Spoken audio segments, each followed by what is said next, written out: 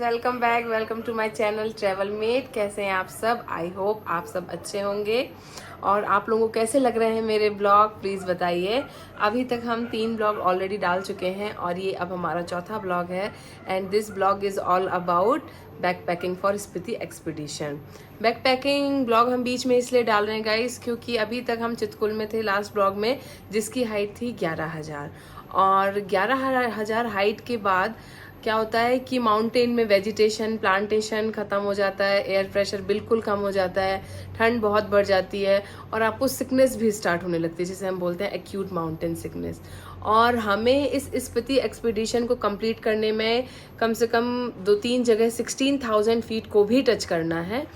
तो इतनी ऊंचाई पे, इतनी फीट पे जाने के लिए इतनी ठंड है और एयर प्रेशर भी कम है, प्लस बेबी भी हमारे साथ में है। तो हमने क्या क्या तैयारियां की हैं इस पूरे एक्सपीडिशन को ताकि अच्छे से हो जाए। ये क्या क्या हमने तैयारियां की हैं, क्या क्या मेडिकेशंस लिए हैं ताकि सिकनेस से हम बच सकें, ऑक्सीजन सिलेंडर, क्या क्या हमने थर्मल्स, मतलब जो भी हमने एसेंशियल सामान रखा है अपने साथ, वो सब हम आपको इस वीडियो में दिखाने वाले हैं। तो please stay tune with us. Okay, now let's watch my 4th blog.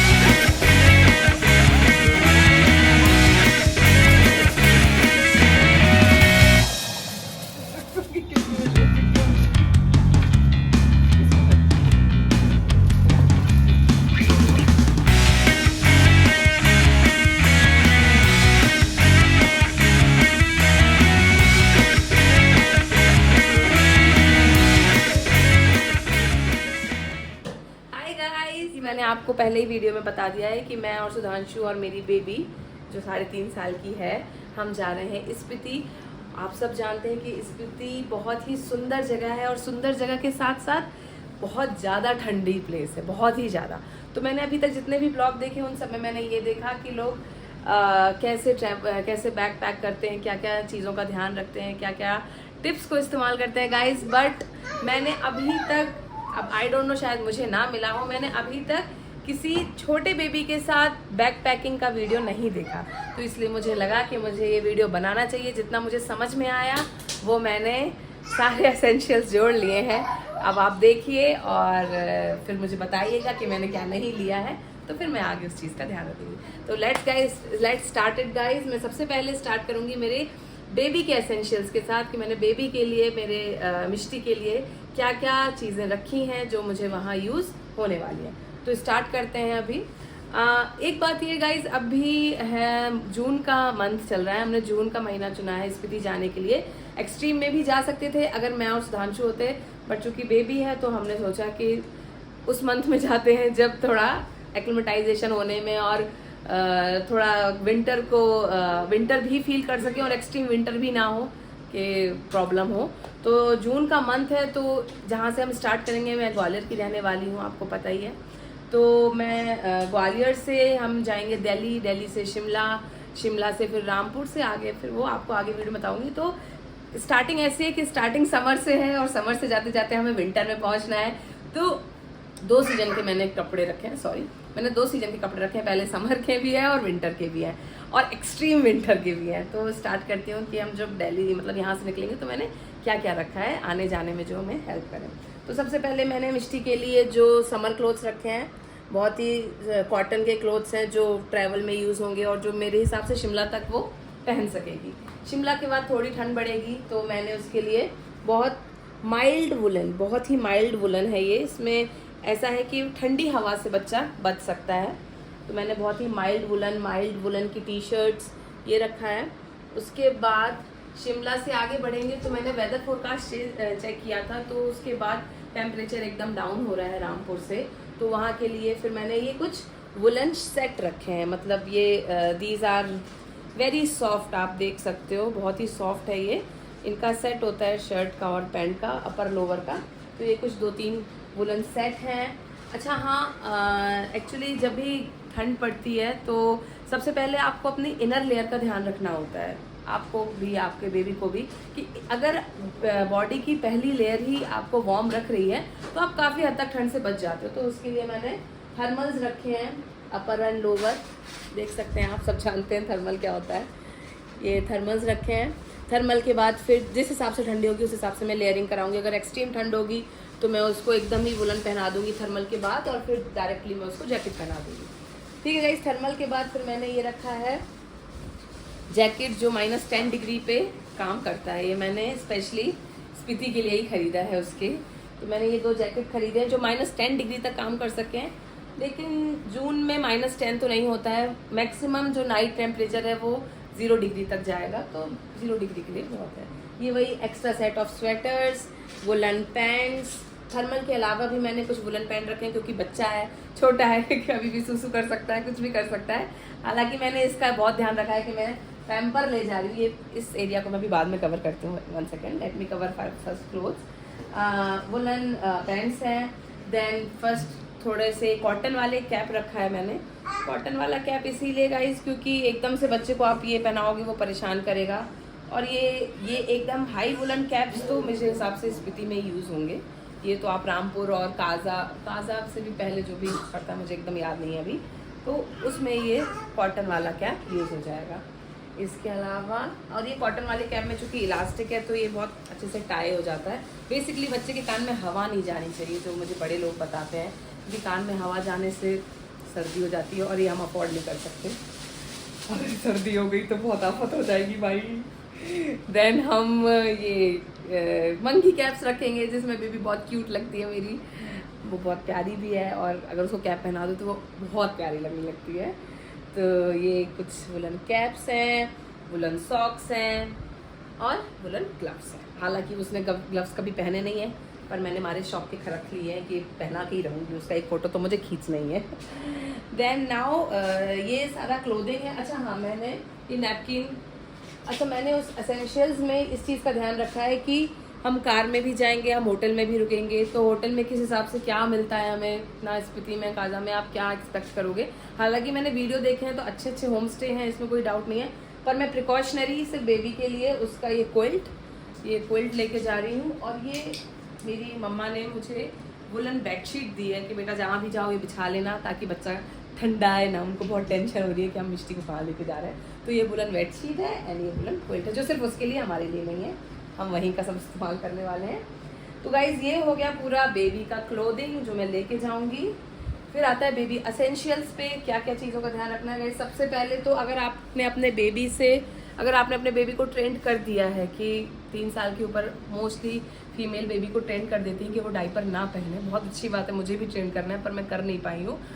पर फिर भी मैं ये सजेस्ट करूँगी कि अगर आप कहीं विंटर में जाएं तो आप इस बात का ध्यान रखें कि बच्चा गीला ना हो, मतलब आप डायपर उसको पहनाएं। भले ही आपने उसे ट्रेन कर दिया है तो क्या हुआ, क्योंकि डायपर से क्या होता है कि बच्चा लंबे समय तक गीला नहीं रहता। आप सो गए, बाई चांस उसने सुसु कर दी और वो गीला है तो सर्दी होने के चांसेस थोड़े बढ़ जाते हैं। तो मैं यही सजेस्ट करूँगी कि अगर आप किसी विंटर प्लेस में जा रहे हैं तो आपको डायपर तो मेरे हिसाब से मस्ट है, अगर बच्चा 4 साल तक का है तो। और मेरी डॉटर अभी 3.5 साल की है तो मैं अभी डायपर लेके जा रही हूँ। तो ये मैं पैम्पर्स का एक पैक है। देन मोस्ट एसेंशियल चीज़ जो हमें ध्यान रखनी चाहिए जब हम किसी ठंडी प्लेस पे जाते हैं, सबसे इम्पोर्टेंट चीज़ है गाइस सनस्क्रीन, नहीं तो आप काले हो जाओगे कोयला के जैसे कि मैंने अभी इस बार ध्यान नहीं दिया।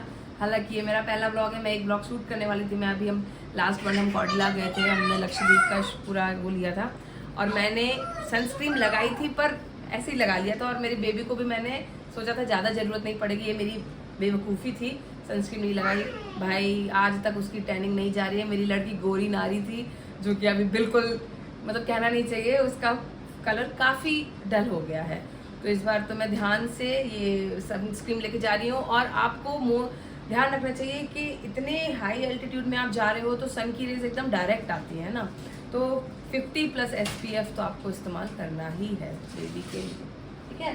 देन बहुत ज़्यादा ड्राई होता है, बहुत ड्राई एयर होती है, ऑयल इज़ असेंशियल। मैं कोकोनट ऑयल यूज़ करती हूँ पहले दिन से ही, जब से ये पैदा हुई है। तो आप देख सकते हो कि ये कितना यूज़ हो चुका है, आधा ही बचा है। तो ये coconut oil. Then lip dry ना हो तो बेबी हक का ये लिप बाम, ये बहुत ही अच्छा होता है। इसको मैं खा सकती हूँ क्योंकि इसमें वैनिला फ्लेवर है। And the most essential cheese is baby wipes. आप कहीं बेबी गाड़ी से उतार के उसको पानी से नहीं धो सकते हो, आपको बेबी वाइप रखनी ही पड़ेगी।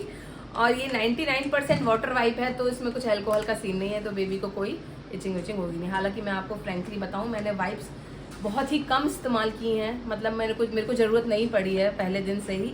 पर मैं ट्रिप पे जाती हूँ या किसी ठंडी प्लेस पे जाती हूँ तो मैं वाइप ज़रूर लेके जाती हूँ। तो ये वाइप स्पीति में स्टार्ट होंगी और स्पीति में ही ख़त्म हो जाएंगी।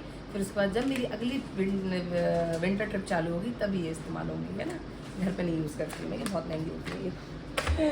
देन उसके अलावा मेरे बेबी का फैशन, मेरे बेबी का शेड फैशन के अलावा इसका एक बहुत इम्पोर्टेंस है कि मैंने आपको जैसे पहले ही बताया कि सनलाइट बहुत डायरेक्ट आती है ना, तो बेबी की आई में ड्राइनेस या इचिंग, किसी के भी आई में ड्राइनेस या इचिंग होती है तो अच्छा है कि आप उसे यूवी प्रोटेक्टेड ग्लास लगा दें। This is the thing guys. हम आते हैं अब ठीक, अब आती हूँ मैं मेडिसिन पे, जो मैंने मिष्टी के पीडियाट्रिशियन से कंसल्ट करके आज ही कंसल्ट करने में गई थी। और उनको मैंने सब बताया कि हम ऐसे ऐसे जा रहे हैं, स्पीति वैली जा रहे हैं जो 13,000 फीट पे है, मतलब 8,000 से स्टार्ट है और 8,000 के ऊपर ही सिकनेस स्टार्ट होती है। तो हमें क्या क्या चीज़ों का ध्यान रखना चाहिए।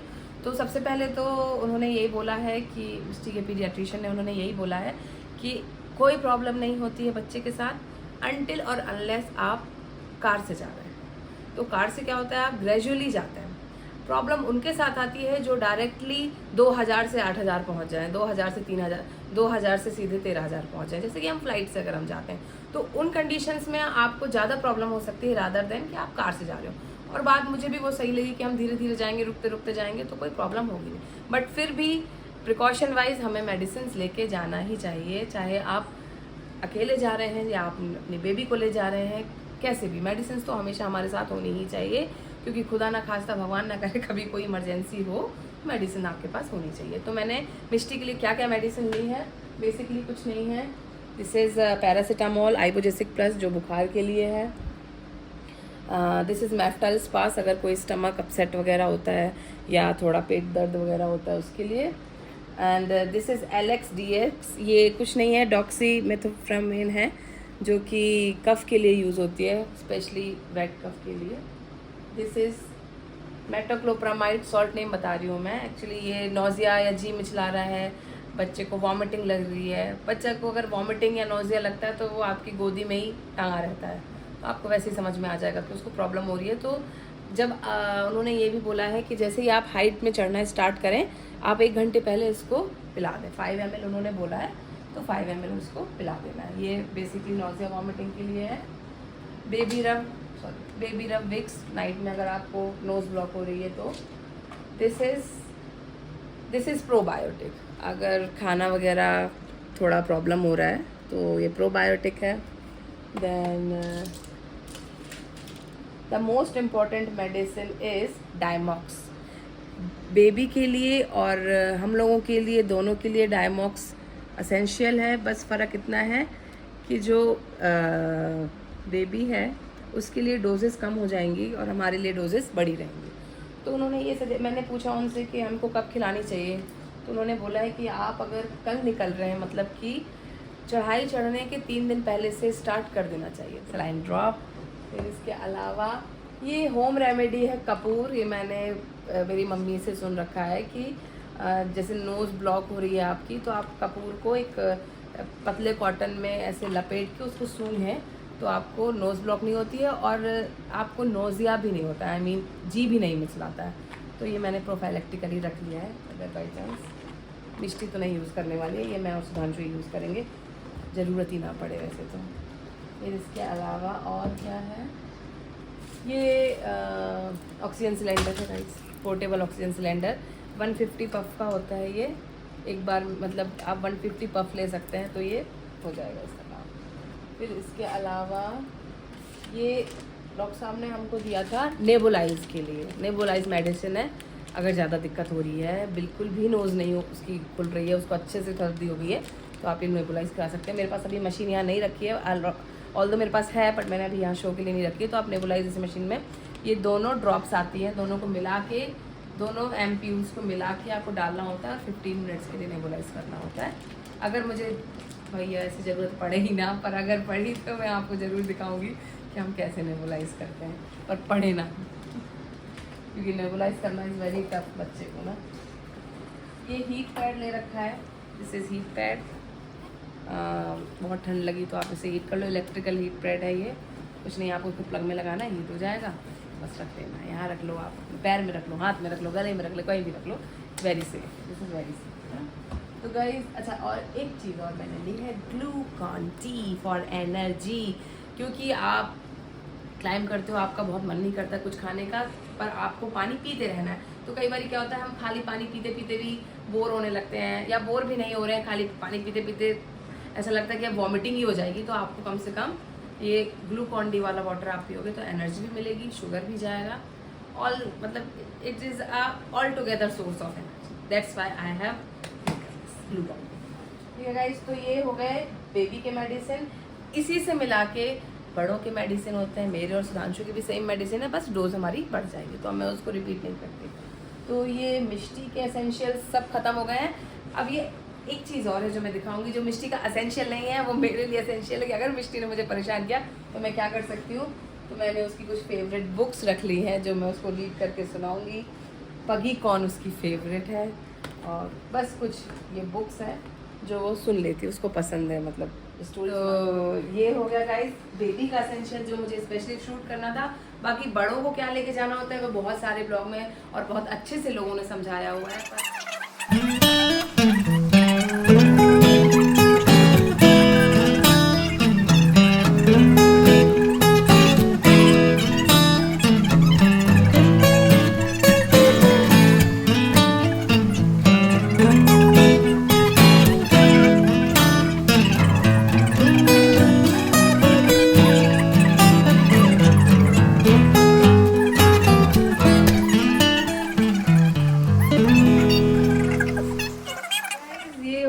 कपड़े पहनने के लिए क्या पहनेंगे, ठंड से कैसे बचेंगे। इसके अलावा मैंने कुछ खाने पीने का रखा है जो बहुत कम है, अभी मैं पूरा लेके नहीं आ पाई हूँ, पर फिर भी मैं आपको बता देती हूँ।